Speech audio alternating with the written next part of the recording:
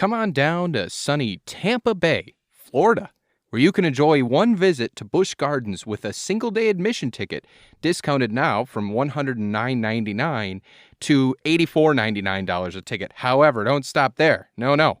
You can get an all-day dining deal for free if you choose to pay the regular price of $109.99 a ticket. It doesn't come with the discounted single park ticket. There are also options for 2-park and 3-park tickets. Kids eat free every day, ages 3 to 9, 1 kid per adult only. And if you stay at the hotel, you can eat 1 meal per day for free. So come on down to Busch Gardens. And how did this all get started, you might be wondering? Well, it was 60 years ago in sunny Tampa, Florida, where Busch Gardens amusement parks were initially developed as marketing vehicles for Anheuser-Busch, and they featured hospitality houses with samples of Anheuser-Busch products. They also included stables that housed many of the company's Clydesdale horses, which have been associated with Anheuser-Busch since 1933.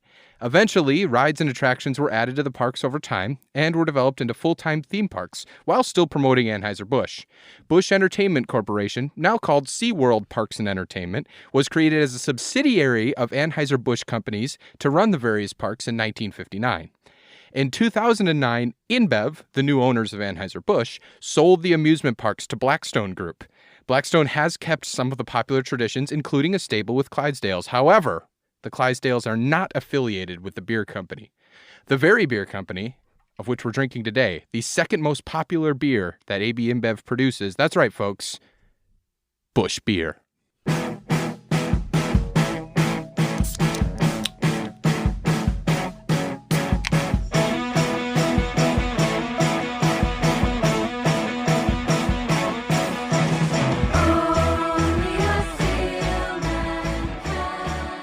You know, Joe, Cheers. I always learn something from you. Yeah, I bring it every day. You bring it. A deep wealth of knowledge is why listeners tune in.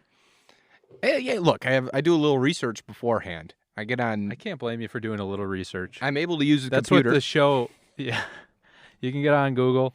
That's what the show is known for, is our research. I guess I could Tireless. use Google. I should use Google. I've been doing it all wrong. You big Bing guy. Get I'm your a Bing rewards points. I'm a huge Bing guy. Have we talked about this on the show that you literally used to? I don't know if you still do. I think we've talked about it, but not in a you while. got your Bing points? I still get Bing points daily. Do you It's a way to cash catch them up in? on the news. Yeah, you can get gift cards, Amazon.com, Amazon? Walmart.com. After like a few months worth of Binging. Probably a few weeks of like Serious All I Binging? do, I honestly use Bing for like news headlines. Sure. Because they make it easy. It's just like all the hot stories of the day. They make you it can easy. click on them, get 5 points each time. Don't read it. Click on it. You and I'm spend cashing in hours. 5. Yeah. And on an hourly rate, this is not good work, but I enjoy it. But it's Lord's work. And Yes. It's what you were called to this earth to It's do. an honest day's work. Well, we're back. Speaking of an honest day's... That's not a segue. But we are back. We're back. Speaking of an honest day's work, it's after Labor Day Hey, here. now. And we've taken quite a bit of Yet time my off. skin's still white. Can't Oh, wear that's white true. after Labor Day. Yeah, but you do every day. Rebel. Your white ass is the same every day of the year, which I see often, unfortunately. Did you know that SeaWorld was owned by Anheuser-Busch? I did not know was a that. That's a subsidiary bummer. of Yeah, AB makes InBev. it even more of a bummer. Until they I thought sold it. SeaWorld is like done. What do you mean? Oh, because we've We canceled decided that, we've publicly? canceled SeaWorld. it? As we It still should. It exists. sucks. I mean, it still So exists. do all zoos. I get that it's like, this is an awareness thing. Maybe little kids can grow up to be marine biologists because they went to SeaWorld as a tyke. And Yeah. they can save countless whales rather than Shamu suffering or whatever. Right. So some of these whales suffer for the good of everyone. In theory. But Sea- it's still cruel, and I would not support it. SeaWorld's publicly traded. Oh, wow. You going to buy some stock? I'm looking Should I at. open the Robinhood app? I'm looking right now. They're at $28 a share. If I Higher look at than like Uber. their 5-year, I mean, they plummeted. You're right. In 2017, is that when we canceled it?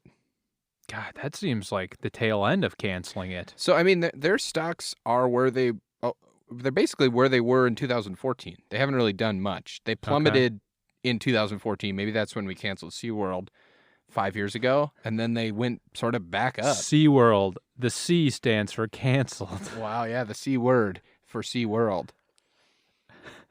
Oh, yeah, that's pretty good, too. Thank you. You were batting your eyes like you were about to dismiss it. How's No, Busch Light? I wasn't. I was just thinking about it. It was pretty good. It's not Busch Light. It's regular Busch. It's Busch Heavy. Yeah, Busch Heavy. Yeah, it's fine. It tastes a lot like Busch Light. Yeah, I don't know which if I don't know if I've had a lot of Busch Heavies in my life. Yeah, probably not. We experienced the same when we had Coors Banquet beer. Like, haven't had a lot of that. Yeah, you just never. But it's never solid. pick that out because it's just It's in makes that a lot in more between sense. territory, Yeah. where you're not saving calories and it also tastes like piss. Right. So And what's the point? So yeah, you might as well save the calories. It is, as I said in the opener. So it was introduced in 1955 as Busch Bavarian beer. Then in 1979 they cut out the Bavarian. That can't sell, baby. And then obviously, yeah, you'd think the German aspect would be looked down on more in 1955 55? than No, they were in fine then. 79. There's a resurgence of Bavarian hate. As soon as World War II ended, our clients, they love it. Yeah, it's like the hipster move to now be in support of the Germans after. But in 79, we drop it, get rid of it. Yep. We have to show solidarity with Vietnam. So anyway, the beers marketed. This is a history podcast. Obviously, there were many beers under this Busch umbrella. Busch Light, which we just talked about. There's Busch Ice. There's Busch NA. But it's a slightly lower price point than the flagship brand of Budweiser, and it is AB's second most popular brand to this day. So I don't think I ever put it together that Busch and Bud were made by the same company. I don't think I associate that in my mind. They just seem like competitors to me, which I guess they are. But yeah, you're right. the same company. They separate them into two different price tiers. Yeah, and and Bud Light and Busch Light are kind of direct competitors. Yes, but similarly to the heavy versions of the beer, like they're still just like Bud Light's kind of killing Busch Light. Yep. I don't. It gets all the ad campaigns too. They don't really market them. They're really marketed. They're meant to be the same people drinking both of those beers, but they kind of cannibalize each other. How strange. It is strange, but I mean, in your view, is Bud Light, like if Bud Light cost $1.25 and Coors or Busch Light cost $1, which one would you get? Busch Light. I don't care. So I just you think they taste the same? Whatever's the cheapest. Okay. Yeah. I don't think anyone has a quality advantage. This tastes fine too. Busch Heavy. I mean, AB InBev also owns a ton of natural. They own Natty Light, so they own everything. By popular demand will be on this podcast. Well, you've been touting it for a while. We can't find Can't find it. It's not in the 98122 area code or zip code for sure. Possibly not in the 206 area code. Well, I would encourage anyone that has access to Natural Light to write the 98122 zip code on a package and send us some Natural Light so we can review it because we can't find it here. Pay $30 for shipping on a $4 six-pack. Well, hey, it's better than the cost of a plane ticket for us to get it. Hey, now I'll tell you what. The price of plane tickets these days. Oh, it's too much. On the subject of Bud Light, actually, I saw in the news, I was probably on Bing.com. Yeah. Saw in the news that they're getting sued again about the whole no corn syrup fiasco. Because apparently no beers have. I know the brands got their little panties in a bunch. Yeah. And their pantaloons in a bunch. So what happened here? So Bud Light ran a Super Bowl commercial that said no corn syrup. Right. Yep. Implying that other beers do have corn syrup in their beers, and they don't. Oh, so no one does. People brew with corn, whereas Bud Light is brewed with like rice. I believe that's the main difference. Okay, so they say corn syrup. They should have said like not brewed with corn. But they were piggybacking on the negative connotation of corn syrup. Yeah. But yeah, I guess because saying we're not brewed with corn, everyone's eyes are going to glaze over. I don't know what that means. I don't care. Yeah. Huh. Man. And I bet it'll really put a dent in AB InBev's bottom line. I know they're getting more free press from the constant Exactly. lawsuits with Miller Coors. It's insane. So Anheuser-Busch, which I believe does Anheuser-Busch that brews Budweiser, right? Yeah, that's what not the InBev side of things, but Anheuser-Busch is a wholly owned subsidiary by AB Anheuser-Busch InBev. Yeah, it's the AB of AB. I understand, which makes $54 billion a year revenue.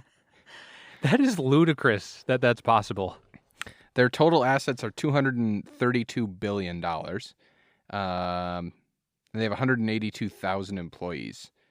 And so They AB create InBev's, American jobs. AB InBev's wholly owned subsidiaries are Anheuser-Busch, InBev, Ambev, and Grupo Modelo. Oh, okay. So what did InBev make? Why do they get the big, they're right Were they next just a to... distributor? Well, they bought Anheuser-Busch. They were a brewing company.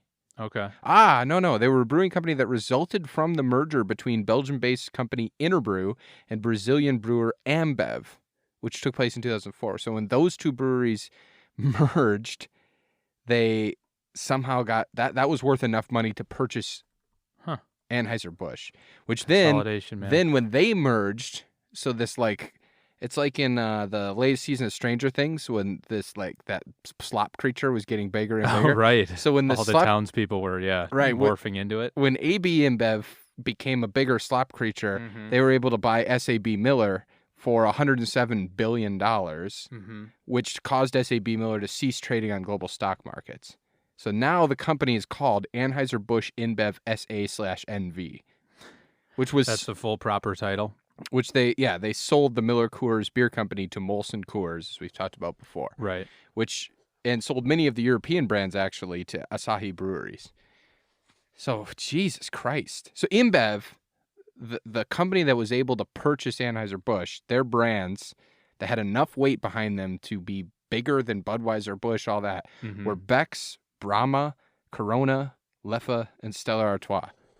So worldwide, that had more cachet than Anheuser-Busch. That's and it was probably an older company, had more assets.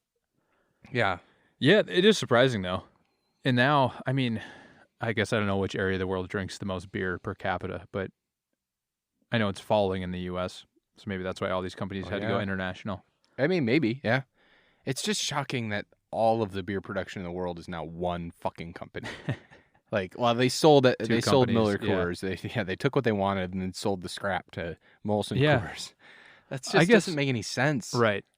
It's insane. But at the same time, this has coincided with the craft brew kind of bulge. That was what I wanted to say, and I don't know. Yeah, the craft brew bulge. So when the craft brew bulge happened, they basically put a united front that said all mass market bullshit is going to battle craft breweries. Mm-hmm. So it seems like the monolith, it's David and Goliath type of war. Yeah. All you little mom and pop shops are going to take on me, Anheuser-Busch InBev. Mm-hmm. Good fucking luck, buckos. But they did pretty well. The bulge is still happening. Yeah. Still bulging. And then they reach the dream and get bought out by AB InBev. Yeah, I mean, something. Unfortunately, that's probably the goal for most of these. Mm-hmm. But I guess you see it in every industry. Totally. Amazon against everyone in the world that they're competing against now. Well, and T-Mobile and Sprint or something are merging. It happens all the time. But the difference there is there's not mom and pop cell phone shops, cell data shops, because Cellcom, clearly the best. Well, it is clearly the best. But do they have Matt LaFleur doing it now? You think? Packers coach? They better. He probably costs double what Mike McCarthy. Yeah, he's too hot to be in a Cellcom. He is. They got to up their marketing, their budget. But you can't lay down cable. You and I couldn't go start a Cellcom company. Right. We would have to because the FCC's corrupt and they won't sell us the bandwidth. I've tried. God knows I've tried. You've tried to purchase bandwidth on the open market? I have. Every time it comes up for sale, I mortgage my kids' college fund. Yeah, you've been doing this for a long time. I have. And it's the only reason you still come back to the studio to produce another episode of Cold Cans after all this time off. Yep. Should we address that? Has anything happened since the last time we released an episode? About a month? I mean, I'm sure, but life moves at such a breakneck pace. I don't remember what happened. You don't remember yesterday. What you forgot. Hey, now I don't even forget what I remember. Both those things logically would have to be true. You can't remember what you forgot, and you can't forget what you remember. However, I agree with that. We need to be more present. We've talked about this before. I've been doing some guided meditation. Oh, nice. Yeah. Well, Headspace action? Yeah, I bought it. I paid for the year. Mr. Glockfella. That's not what it's about. It's about. No, I'm kidding. It's a very. What is it? $30 or something? Yeah, for a year. Yeah. And they have a freemium model, which is pretty restrictive. You really can't use much of it unless you pay. Right. So it made sense. Although I am all for paying to eliminate ads. I agree. We only have so much time on this earth. If the Spotify ad played at the front of this episode, I talk about that. So people skip the Spotify ad, but also know that in there I skewer the ad industry. Don't skip the ad, though. I mean, listen to it and then go and sign up. Get paid. But no, I mean, seriously. Yeah. Because it's not just time wasted watching it. We were talking about this recently. We were watching TV. What were we watching? The Badger game. Oh, the first Badger football game of the year. And it's kind of the first time both of us had been exposed to advertisements in a long time. Mm-hmm. It's shocking. They scream at you. Yeah. And it not only takes up time, and it's an astounding amount of time if you're watching a sports game. Yeah, it almost seems like equal time now that the game's 50-50? on and that the commercials are on. I wonder what it is. I bet it's like, it's probably not 50-50, but I bet it's like 30 to 40% ad time. And we were watching it on a streaming service, so it's the same ads every time. I think that was part of the problem. They still haven't figured that out. It's insane to me. I don't If you're get it. ESPN, you really only have 6 revolving ads. Streaming is killing the cable market, and you have 2 people working on the ad platform. Yeah. I don't know. I'm sure cable is just that entrenched that it they can demand more money for those. Yeah, and half of their ads are just internal ESPN ads. It's like, catch Mike and Mike in the morning. It's insane. They're not together anymore. Oh, they're not? Big fallout. Wow. Falling out. Which one of them did one of them get canceled? We've been talking about this beer a lot, Joey. More than we've talked about beers in recent episodes. I was just going to say we went off on a whole tangent and haven't been talking about it Well, very we much. talked about ads for a little bit, but that was all based on talking about mergers and acquisitions. Yeah. I love talking about mergers and acquisitions because it's so fucking, not just insane, but just silly to me. It's silly that we care about anything because it's all just one company force feeding all of this garbage to us. And I embrace Americana. I like chain restaurants. We've talked about the Doughboys a lot in this podcast. They're kind of the same way. I like that stuff. But it's silly to me that everybody, I don't know. Well, it's funny too how we keep going down the same paths of okay, we've recognized monopolies are bad for people overall, but then each time there are steps taken towards a monopoly, we're like, oh, well, these reasons are we can cut costs on this and this and this and this and this and this. And every time it's we forget that, oh, yeah, monopolies are bad. That's right. Yeah, this will eventually bite us in the ass. But every time it's it's a temporary sale.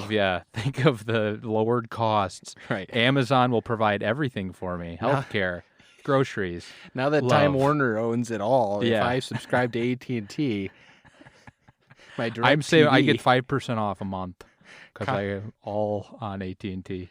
It's important that all of these are under Spectrum brands. Hey. Struck a nerve. You're benefiting. Spectrum the benefits. Whole spectrum of brands. Yeah, I mean, at least they put it right in their name. Mm-hmm. But I think it's insane. I think it's insane that one beer company has $232 billion in assets. Yeah. That just is absurd because it's just the whole world market, basically. Mm-hmm. And here we are, sitting here drinking Busch, and it's pretty good. It's brewed in the USA. It says it right there. Anheuser-Busch, St. Louis, Missouri. It is? Oh, I guess it is brewed in St. Louis. Yeah, I don't know. What do you think? Is it fine or what? It tastes like beer. We've said that about different beers before. It's not great. I like that there's not skunkiness in Busch. It has a light beer cleanness to it, but it doesn't have the wateriness that a lot of light beers have. Yeah. Even Coors Original kind of had a little funk to it. And obviously we've had things like Tecate did, Blatz, of course, and Schlitz, those kind of beers Qingdao. do. Yeah. Qingdao. And then this one's I think the cleanest of the bunch. I really enjoy it. And I'm I don't know, 3/4 of the way through, and it's still okay. Even as it's warming up. It's not bad. It's making me a little burpy, but all beer does. That's to be expected. Yeah. What kind of water you got here? Well, this is just I refill this water bottle. I've been using this for about so it's 6 months. It's a status statement though that people that see you with it think that it's this high end. Mm-hmm. So Nick's got bought this on sale. Nick's got the most expensive water you can buy. I would have to. This think. is what is it called? This is bottled right here in Bothell. Oh, it's a local brand. Yeah, water bottle. It's my water bottle. Oh, that's it's called good. Essentia. And it's overachieving H2O. So here's how is it here's the racket. They say they ionize it to get it to a high pH, which means it's alkaline. Make it sick? Some people drinking battery acid? Some people believe that the acidity of our blood and our bodies is what causes illness. And so introducing alkalinity into it helps offset that. What is your draw to pseudoscience? What is it that you like about I'm not saying I believe that that's true of this. I just like how this tastes. I know. That's what you like about all the pseudoscience. And it was on sale. Well, I know you're drawn to that. Pseudoscience, I think. You're drawn to it. You're drawn to pseudoscience and astrology. Because I think they recognize that the human brain is more powerful than anything else. That it's like a supercomputer. How and so? It can benefit from, even if there's no like empirical evidence that, kombucha makes you healthy. Sure. If you're drinking it and you believe it's making you healthy and it makes you feel better, there are benefits there. That sort of thing. No one's arguing that's the basic thing I'm saying. But, okay. So that's why you're drawn to these products. Are you also drawn, like, with, like, a morbid curiosity to pseudoscience? Like, I'm drawn, I'll give you where I'm going with this, because I wonder if it's the same attachment you have to these things. Lead me. I like looking into conspiracy theory stuff. When, like, there's a documentary on Netflix about some conspiracy thing, like, if aliens, I'm all in. Government stuff, I'm kind of in. That I don't know. That stuff just I fade fast. How come? Because you're getting tracked because you looked at it. There's no answers, and it's a lot easier to spin bullshit than with alien stuff. Alien stuff almost always just ventures into, isn't it fun to think about what's out there? Yeah. Whereas and the like eyewitnesses are willing to talk because they're all like, little. It's a little more lighthearted. They're not the like high-powered elites of our society. Exactly. Yeah. So it's a little more lighthearted. It's a little more like fun, and it's for that reason, like it feels like it's actually a little bit more serious. Whereas government stuff, like everyone, it's ruining people's lives, and everybody's very upset about it. Yeah, and not that I'm doubting that they don't happen. It's not that there's a conspiracy up in Obama's penthouse. But I don't necessarily float into that. It's been a while. But I don't necessarily buy into any of this stuff. But I always love it. I love consuming it. Okay. I love alien stuff. I'm all in. I also love like religious stuff, like way out there religions. I love watching like a Scientology documentary and stuff like that. Okay, you like the analysis of them. Yeah. Practice. Scam artists, snake oil salesmen. I just get drawn to that stuff. Okay.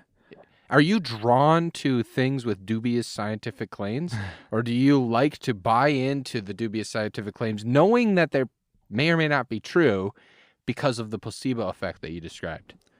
Well, that's the problem, right? Is like if you actually deep down believe they don't do anything, then you're not receiving the benefits of the placebo effect. So you got to buy into it. I think you got to buy into it. But that's that also dangerous? The thing is, yeah, for sure. I don't fully buy into them, I think. So then why bother?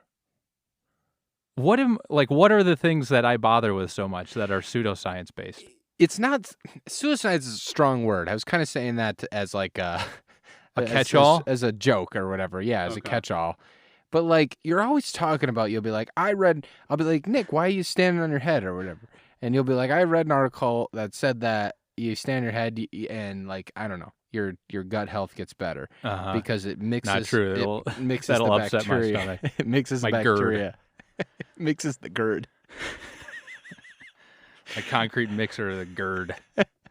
And then, but I know you don't believe it. And then, like, you kind of move past it. You like dabbling in it. Yeah. I was just going to say, I think it's the experimentation or the like, oh yeah, I'll give that a try aspect of it. I wish I had a little more of that. Like, it's almost open-mindedness. Yeah. Which I need I do need the barrier of like, you really got to prove it to me. Like, you got to pretty much sell it to me. Maybe that's the fundamental difference is that fundamentally, I want to believe most people who are talking to me are like, they're not trying to bullshit me. And if they're telling me that like, I felt this from doing that, I'll be like, okay, I'll give it a try and see if I also feel that. I think that's where I'm coming from. Like, I'm not immediately skeptical, I guess. I'm like, oh, that's interesting. I'm immediately skeptical until you tell me something that makes sense. Sure. If it doesn't make sense and I'm asking, and I might not be asking the right questions, which is a problem with that way of thinking, my way of thinking. But if I'm asking questions like, just what do you mean by this? And there's not really an answer, I go, look, I'm sorry, you're full of shit. Yeah. Until somebody can explain this to me. Yeah. I need to understand everything before I try it.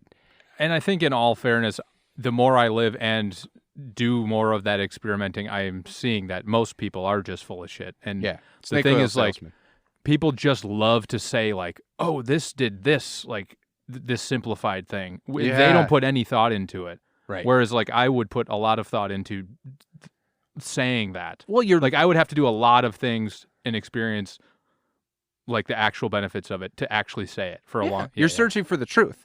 And a lot of people are like, you know what? I'm happy buying into this alternate reality, which isn't really the truth, but it satisfies what I'm looking for. And that can lead you down, again, a very dangerous path where you're not actually experiencing, doing, or making progress toward the person or whatever you want to be. You're just buying stuff. Yeah, you're just an MLM mom on what? Multi-level marketing. Oh yeah, on Facebook. Right. Not only essential oils. All right. Not only do I love to use this product, I run my own business selling this product, and that's the beauty of it.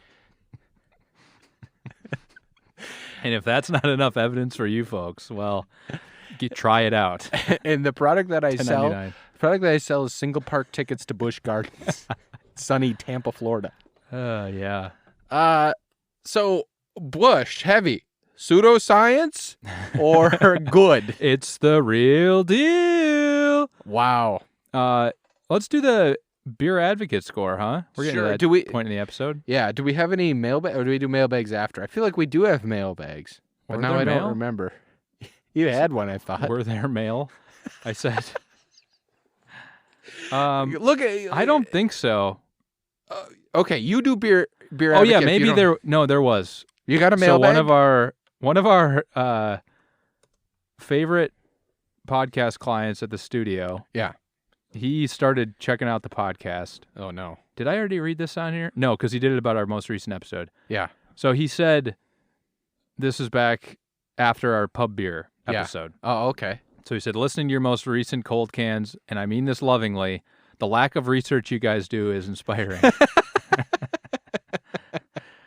And then I asked, like, I said, I totally believe that, or whatever, like what parts specifically. And they said he hasn't listened to all of it yet, but he was impressed that I thought, because I remember saying this, Bend is a college town, and that 10 Barrel Brewery is an independent. It's owned by AB and Beth.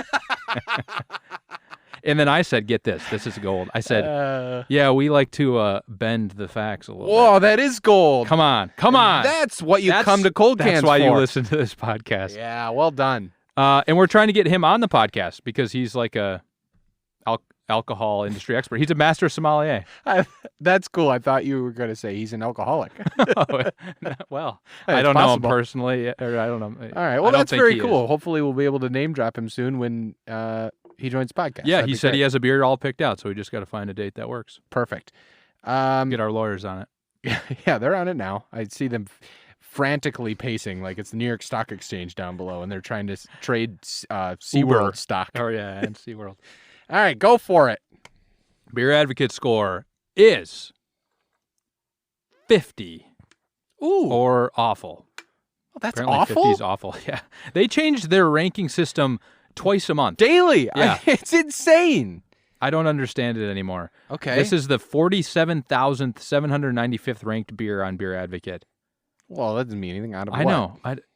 Out of everything. It's an American adjunct lager, 4.3% alcohol. Okay. It has been reviewed 493 times on Beer Advocate. You see a good one? I don't look at these ahead of time. This is like, this is the drops. This is Mitchie's 2 spoons drops. Yeah. This is me He's trying just to going to find. press play. Yeah. He doesn't even look at the runtime on those drops, I don't think. Okay, this guy, Yeah. Tan Tony, says, like Budweiser, without rice and beechwood tones, predominant corn and more GMO corn, great yeast, basically undetectable hops, Slight bitterness, decent session beer on a hot afternoon. Yeah. 3.11 out of 5. That's about right. I think it's a fair review. Extremely fair. I love that. And I mean, because he's got a little edge to him, the corn boy, but then he also great yeast, basically undetectable hops, check slight out bitterness. the yeast on those hops. Yeah. Wow. Well, corn and more corn. I'm all in on the corn. I'm up to my ears. Yeah, this is my corn syrup. This would be better. Great. Let's rank this bastard. Okay. Is the website up to date on the rankings? Are you going to really edit out the part that you Yes. said you were going to edit out? So if it's not in here, folks will know that you edited something out. Now, either And I that said it adds or to you the said intrigue. it. Yeah. One of us said something Alls that I Nick know- felt strong enough that he was like, I'm editing that out. But All none I of us know had... is the lawyer pulled on the little leash she's got around my neck when one of us said that. Which Nick loves. It's the whole reason he has it there. I requested it. Yeah, Forced it's to part say. of our contract. And speaking of the bulge, didn't you talk about the bulge? Oh yeah, what was the that? craft beer bulge. The craft beer bulge. I saw the Nick Patry bulge when the lawyer was pulling on the... That was collar. tall boy aluminum, U.S. Union made aluminum can. Union made. All right. We're ranking The it. rankings they are updated, by the way, because Pub Beer's on there. Did you? I did that, I think. You must have. Wow. Thank you. Thank you for doing it. Yeah, for that's once. what I was looking for. That was a demand. I was telling you to say thank you. I'll tell you what tier I have it on. We can do a 3, 2, 1. You tell me what tier you have it on, and we can argue that out. Okay. I'll lead it off. I am on beer tier, mild card. Oh. Not wild, mild. Right. So right above deplorables? Right above deplorables. I'll read out the mild card rankings. Or no, it's right above olive loaf.